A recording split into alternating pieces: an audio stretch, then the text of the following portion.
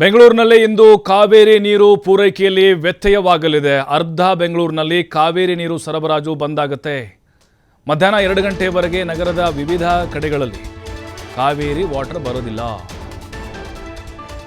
ನಮ್ಮ ಜನ ತಲೆ ಕೆಡಿಸ್ಕೊಂಡ್ಬಿಡ್ತಾರೆ, ಯಾಕೆ ಇವತ್ತು ನೀರು ಬಂದಿಲ್ಲ ಅಂತ ಬಿಟ್ಟಿಲ್ಲ ಅಂತ. ಕಾರಣ ಕೂಡ ಇದೆ. ಅರ್ಧಕ್ಕರ್ಧ ಬೆಂಗಳೂರಲ್ಲಿ ಇವತ್ತು ಕಾವೇರಿ ನೀರು ಬರೋದಿಲ್ಲ. ಮಧ್ಯಾಹ್ನ 2 ಗಂಟೆವರೆಗೂ ಅಡ್ಜಸ್ಟ್ ಮಾಡ್ಕೋಬೇಕಾಗುತ್ತೆ, ವ್ಯತ್ಯಯ ಆಗುತ್ತೆ.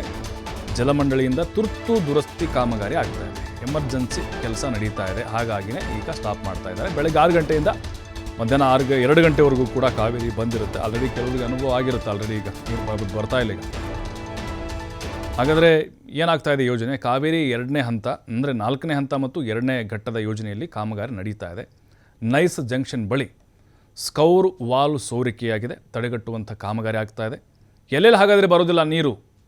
ವಿಜಯನಗರ, ಕೆಂಗೇರಿ ಮತ್ತು RR ನಗರ, ರಾಜಾಜಿನಗರ, ದಾಸರಳ್ಳಿ ವ್ಯಾಪ್ತಿ, ಯಲಹಂಕ, ವಿದ್ಯಾರಣ್ಯಪುರ, ಉತ್ತರ ಬೆಂಗಳೂರಿನಲ್ಲಿ ನೀರು ಪೂರೈಕೆಯಲ್ಲಿ ವ್ಯತ್ಯಯ ಆಗುತ್ತೆ.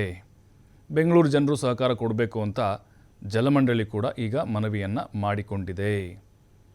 ಬಟ್ ಏಕಾಏಕಿ ಜನರಿಗೆ ಸುದ್ದಿ ಬಂತು ಅಂತ ಹೇಳಿದ್ರೆ ಶಾಕ್ ಆಗಿಬಿಡ್ತಾರೆ. 2 ದಿನ ಅಥವಾ 3 ದಿನ ಮುಂಚೆ, 1 ದಿನ ಮುಂಚೆ ಹೇಳಿದ್ರೆ ಏನು ವ್ಯವಸ್ಥೆ ಬೇಕೋ ಅದನ್ನ ಮಾಡ್ಕೊಂಡಿರ್ತಾರೆ.